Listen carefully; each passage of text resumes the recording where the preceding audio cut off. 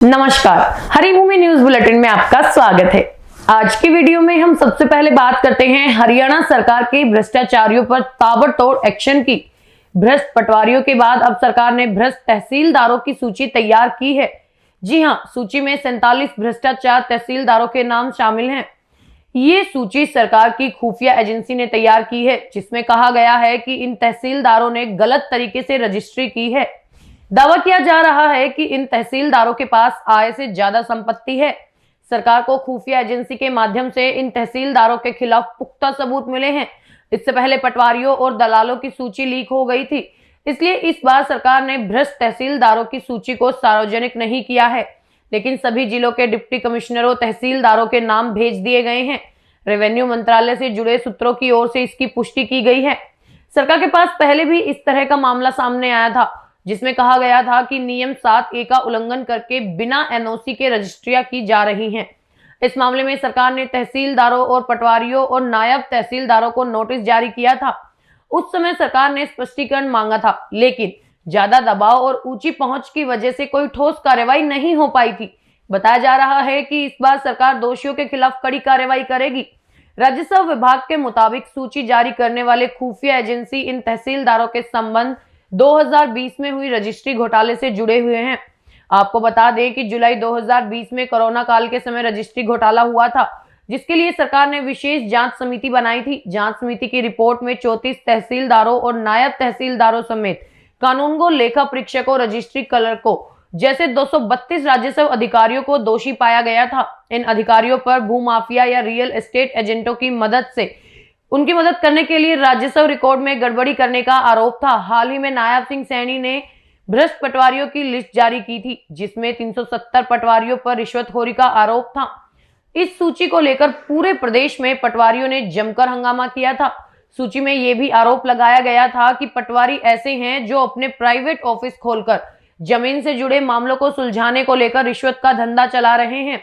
ज्यादातर पटवारियों ने अपने निजी सहायक भी रखे हुए हैं। इस सूची को लेकर पटवारियों ने अन्य अधिकारियों के साथ मिलकर सरकार के खिलाफ विरोध प्रदर्शन भी किया था। अब भ्रष्ट तहसीलदारों की बारी है।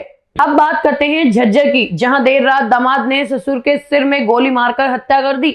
बताया जा रहा है कि दामाद घर के बाहर गाली गलौज करते हुए हंगामा कर रहा था।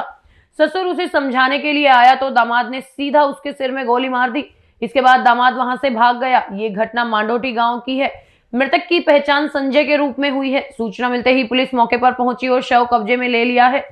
सभी आरोपी की गिरफ्तारी नहीं हुई है।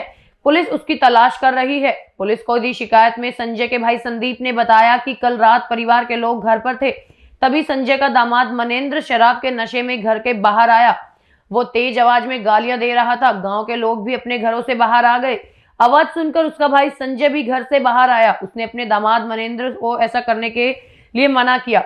इस पर मनेंद्र ने संजय को कहा कि आज तो मेरा हाथ से तुम्हारा खून होना लिखा है। इसके बाद मनेंद्र ने पिस्तौल निकाली और सीधा संजय के सिर में गोली मार दी। अगली खबर प्रयागराज से जुड़ी हुई है। प्रयागराज में महाकुंभ मेले के दौरान मची भगदड़ से कई लोगों के मरने के बाद सोनीपत होकर प्रयागराज जाने वाली 2 एक्सप्रेस ट्रेनों का परिचालन रद्द कर दिया गया है। इससे महाकुंभ स्नान को जाने वाले यात्रियों को परेशानी का सामना करना पड़ा। ऐसे में अब जिले से महाकुंभ जाने वाले यात्रियों को अन्य ट्रेनें लेने के लिए दिल्ली जाना पड़ रहा है। मौनी अमावस्या पर संगम तट पर किए जाने वाले स्नान का विशेष महत्व है, जिसे देखते हुए मौनी अमावस्या पर संगम में स्नान करने वाले भक्तों की पहल ही भीड़ जुटनी शुरू हो गई थी। सोनीपत से भी काफी संख्या में भक्त प्रयागराज के लिए महाकुंभ मेले में जाने की योजना बनाए हुए थे। इसके लिए उन्होंने टिकटों की बुकिंग भी करवा ली थी, लेकिन मौनी अमावस्या से पहले महाकुंभ में मची भगदड़ से काफी लोग हताहत हो गए। बताया जा रहा है कि हादसे के बाद कई ट्रेनों को भी पीछे के स्टेशनों पर ही रोक दिया गया। व्यवस्था काबू में आने के बाद परिचालन शुरू किया गया। अब बात करते हैं नूह की। नूह में सीआईए टीम और बदमाश के बीच देर रात जमकर फायरिंग हुई, जिससे पूरा इलाका दहल गया। मुठभेड़ के दौरान बदमाश को पैर में गोली लग गई, जिसकी वजह से वो घायल हो गया। टीम का कहना है कि इलाज के बाद आरोपी से पूछताछ करके उसके अन्य साथियों का भी पता लगाया जाएगा। बदमाश की पहचान नूह के तिरवाड़ा गांव के रहने वाले शाकिर के तौर पर हुई है। पिछले 2 दिन से टीम आरोपी की तलाश में जुटी हुई है। आपको बता दें कि बदमाश शाकिर ने सोमवार की रात को महिला की हत्या कर दी थी। बदमाश शाकिर अपने 3 अन्य साथियों के साथ लूट के इरादे से आया था। इस दौरान बदमाशों ने महिला के साथ छेड़छाड़ की। जब महिला ने इसका विरोध किया तो शाकिर ने उसके सिर में गोली मारकर हत्या कर दी, जिसके बाद से टीम आरोपी की तलाश कर रही थी। पुलिस का कहना है कि सीआईए टीम को सूत्रों के हवाले से पता लगा था कि शाकिर पुन्हाना आ रहा है।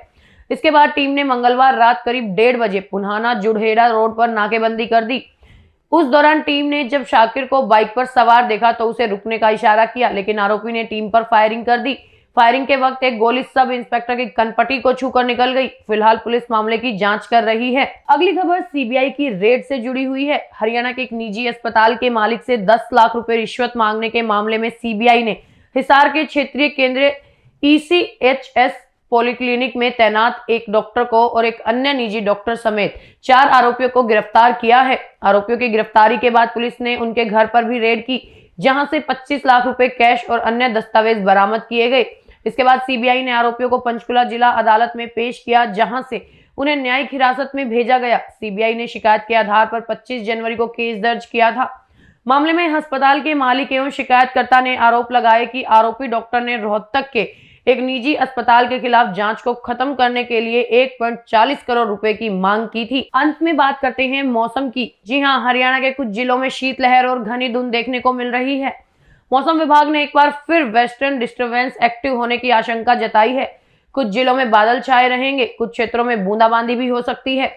मौसम विभाग के अनुसार यमुनानगर सहित आसपास के क्षेत्र में 1 फरवरी को गरज चमक के साथ बारिश हो सकती है। पूरे सप्ताह बादल छाए रहेंगे। सोनीपत जिले में उत्तर पश्चिमी हवाएं चलनी शुरू हो गई हैं। उत्तर पश्चिमी हवाओं से पहाड़ों की ठंड भी मैदानों में पहुंच रही है। ऐसे में न्यूनतम तापमान में लगातार गिरावट दर्ज हो रही है। हरियाणा की ऐसी ही मुख्य खबरों से जुड़े रहने के लिए हमारे चैनल पर बने रहिए। वीडियो अगर पसंद आया हो तो उसे लाइक करें, शेयर करें, सब्सक्राइब करें। खबर को अगर विस्तार से जानना है तो हरिभूमि अखबार पढ़ें या फिर हरिभूमि वेबसाइट पर जाएं।